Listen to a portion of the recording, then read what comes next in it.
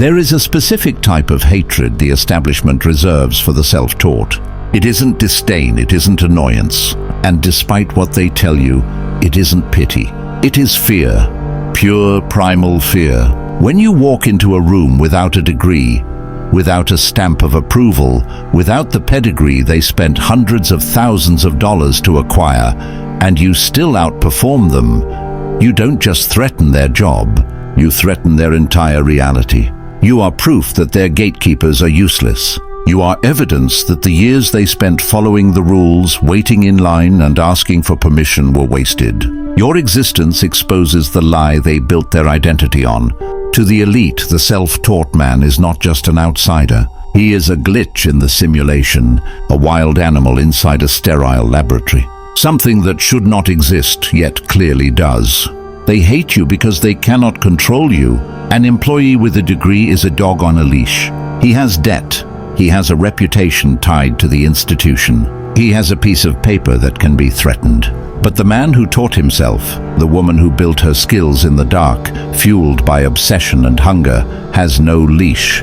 She has no master. And nothing terrifies a master more than a servant who realizes he never needed the house. If you've ever felt that silent judgment, the cold shoulder from the credentialed class, or that gnawing imposter syndrome telling you that you don't belong because you didn't follow the syllabus, stop. You've been reading it wrong. They aren't judging you because you are less than them. They are judging you because you are dangerous to them.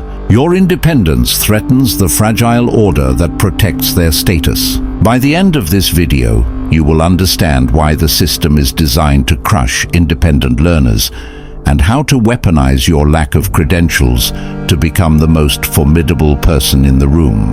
I'm going to show you the Machiavellian truth about self-education that no university will ever admit. But be warned, once you see the game, you can never go back to playing by their rules. Let's strip away the noise. The entire modern world is built on one fragile concept: permission. Everything you've been taught revolves around waiting for someone else to say yes. From the moment you enter school at 5 years old, you are trained in one skill: not critical thinking, not creativity, not problem solving, but obedience. Raise your hand, ask to speak, ask to leave, memorize the correct answer, repeat it back, get the gold star. The hidden curriculum of every institution is compliance. They are not teaching you how to think. They are teaching you how to follow. They are preparing you to function inside a hierarchy where someone else holds the power, where decisions come from above and your role is to execute, not question. The elite love this system because they built it. It ensures that by adulthood, your instinct is to look for a gatekeeper before you make a move, before you act, before you claim authority. You want to start a business, you look for a license. You want to learn a skill, you look for a course. You want to be an expert, you look for a university. At every step, you are conditioned to ask for permission. The self-taught person commits the ultimate sin. He grants permission to himself. He looks at a complex subject, and instead of asking who can teach me, he says, I will take this. He claims knowledge instead of waiting for it to be bestowed like a gift from a high priest. He hunts it down. This psychological shift is what separates the wolf from the dog. The dog waits to be fed. The wolf hunts. And the people in power, the managers, the academics, the bureaucrats, are terrified of wolves because wolves cannot be controlled. A wolf cannot be threatened with a bad performance review. A wolf cannot be shamed into silence by a piece of paper. When you teach yourself, you declare independence from the system of validation. You are saying, I am enough. And in a world that profits from your insecurity, that statement is an act of war. To understand their hatred, you have to understand their pain. Imagine a man who spends 4 years and $200,000 buying a map. He studies the map religiously. He frames the receipt. He builds his entire identity around owning this official, expensive guide to reality. Then you show up. You didn't buy the map. You walk the terrain. You have mud on your boots, dirt under your nails, and scars from learning the hard way. You don't know the official names of the landmarks, but you know where the quicksand is. You know where the water is. You know the shortcuts that don't exist on his map. When you solve a problem in 5 minutes that takes him 5 days, he doesn't admire you. He hates you because your existence proves his map was a scam. This is the sunk cost fallacy weaponized against you. The more they invested, the more violently they must defend the belief that credentials equal competence. If the degree isn't necessary, then they didn't buy mastery. They just paid a fortune to stand in line. You become the mirror they refuse to look into. Every success you have forces them to confront an uncomfortable question about their own choices. And instead of questioning the system, they attack the anomaly. That anomaly is you. When a self-taught programmer outcodes a computer science graduate or a self-taught entrepreneur out-earns an MBA, it triggers an existential crisis in the credentialed class. It whispers that they are fragile, that they are sheltered, that they are paper tigers. And instead of confronting that truth, they protect themselves with narratives. They call you undisciplined. They call you reckless. They say you lack fundamentals. Then comes the question, asked with a tilted head, but where did you study? Recognize this for what it is. It is not curiosity. It is a defense mechanism. It is the whimper of a dying system trying to convince itself it still matters. Niccolo Machiavelli warned about this centuries ago. He wrote about the difference between mercenaries and one's own arms, soldiers borrowed versus soldiers forged. Mercenaries fight for pay. They have no skin in the game. When the battle turns ugly, they flee. Institutional knowledge is a mercenary. It is borrowed, learned for a test, repeated on command, forgotten when the pressure is real. It belongs to the institution, not the individual. Self-taught knowledge is your own arms. When you teach yourself, you forge weapons you actually know how to use. You learned at 3 in the morning because you had to build something. You learned sales because if you didn't close, you didn't eat. You learned the law because you were being sued. This knowledge is burned into your nervous system. It is tied to survival. Machiavelli called this virtue, not morality, but effectiveness. The ability to impose your will on fortune. The elite possess fortuna, luck, inheritance, position. Virtue always threatens fortuna. That is why they fear you. Because you learned how to learn, you can change. If your industry dies tomorrow, you adapt. They cannot. You are fluid. They are rigid. Specialists in a world changing too fast for specialization. When the rules change, they become obsolete.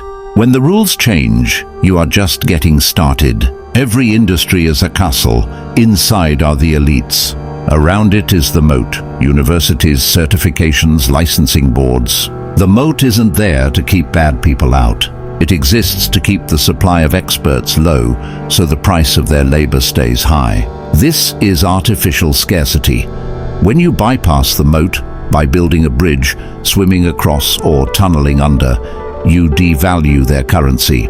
Think of the medical guild, the bar association, academic tenure. These are cartels designed to protect members, not the public. Now be clear, some gates exist for safety.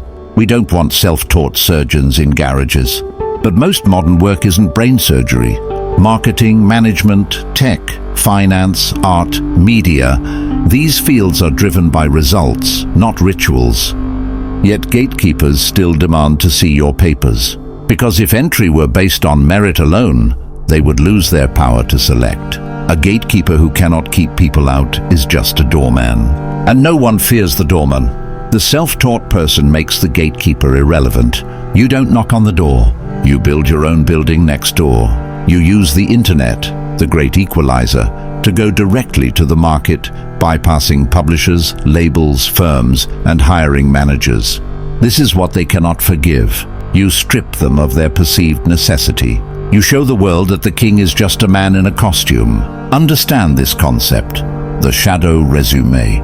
The elite have paper resume, schools, firms, titles. They list where they sat. You have a shadow resume. The shadow resume isn't where you studied, it's what you endured. They use jargon as a weapon to keep you out. Don't debate them. Don't try to prove you're smart. 77, be the outcome. The only thing that shuts down a credentialed intellectual is a raw result. Bend. While they debate the theory of leverage, you are leveraging the asset. While they discuss the ethics of AI, you are building the bot that automates their job. 80. Be savage in your results. Let your work be so undeniable that their credentials look like decorations. 81. Now we must talk about the cost. This path is not easy. It is a path of suffering. 2. The elite have communities, alumni networks, conferences, fraternities. They have people who constantly reinforce their sense of importance. 83. The self-taught are alone. There is a specific loneliness that comes from building your own mind. 84. You have no cohort, no graduating class, only the silence of your ambition. 85. You will face the dark night of the soul many times. You will hit plateaus where you feel stupid, where you feel like a fraud. You'll look at experts and think they must know some secret you don't. This is the test. 87. This is the desert you must cross. The elite never cross it. They are carried across. Because they are carried, they never build the muscles to walk. 89. You are walking, and every step is making you stronger. 90. This isolation is necessary. It forces you to develop an internal locus of control. You stop looking outside yourself for answers. You stop waiting for permission. You begin to trust your own judgment over industry best practices. And true intuition, earned intuition, is the most expensive asset in the world. It cannot be taught in a classroom. It can only be forged in solitude, pressure, and repeated failure. We are shifting eras. The old world was ruled by blood, who your parents were. Then came the aristocracy of paper, what degree you held. Now we are entering the aristocracy of competence. The internet has leveled the information hierarchy. Knowledge is no longer scarce. A kid in a basement with an internet connection can learn the same physics as a student at MIT. The monopoly on knowledge is over, and the elite know it. That reality terrifies them. They cling to institutional prestige like a drowning man clings to a gold bar. It's heavy and it's pulling them under. Information is free. Execution is expensive. The self-taught are masters of execution. You didn't learn for the sake of learning. You learned to do. This is what makes you dangerous, and why you are becoming the new nobility. But you must claim it. You have to stop apologizing for your path. Stop hiding your background. I taught myself is not a confession. It's a declaration. It means you have the will to master the unknown. So how do you operate in a world run by credentialed elites? How do you move through boardrooms and hierarchies without being crushed? These are your rules of engagement. Rule 1. Don't reveal your source immediately. When you know the answer, deliver it with total confidence. Don't say, I read this on a blog, or I watched a video. State the truth and let them assume it came from authority. Use their bias in your favor. Reveal your source only if necessary. Cultivate mystery. Rule 2. Speak their language, but act in yours. Learn the jargon not to respect it, but to infiltrate it. Know the passwords to get through the gate. Once inside, drop the mask. Operate with speed and efficiency. Use their language to comfort them. Use your results to dominate. Rule 3. Find the other outliers. The elite hire the elite. The ambitious hire the competent. Look for leaders obsessed with results, not appearances. They are usually exhausted by polished incompetence. They don't want pedigree. They want someone who can actually fight. Find them. They are your tribe. Rule 4. Never stop hunting. The moment you stop learning, you lose your advantage. You beat the elite because you move faster. If you slow down, their weight will crush you. Stay on the bleeding edge. Be first to adopt new tools, platforms, and ideas. Speed is your shield. Rule 5. Weaponize your incompetence. Because you weren't trained properly, you don't know what's impossible. The elite are taught boundaries. You were not. You attempt what they consider foolish, and sometimes you succeed because you didn't know you couldn't. This is the beginner's mind. Shoshin.guard it. It is the source of all innovation. Without it, progress dies. Why does this matter? Why endure the pain of being the outlier? Because the self-taught man is the only truly free man. If your status comes from an institution, that institution owns you. They can revoke your license, Strip your title, destroy your reputation. But if your status comes from your ability to face reality and produce results, no one can take that away. You could be dropped in a foreign country with nothing and rebuild a life from scratch. That is power. The elite hate you because they envy that freedom. They live in golden cages of prestige. They must say the right things, wear the right clothes, hold the approved opinions. They are terrified of stepping out of line. You are already out of line, so let them sneer. Let them protect their crumbling castles with paper shields. You are building something they cannot understand, a mind that cannot be owned. Listen closely. The world is becoming more chaotic, not more stable.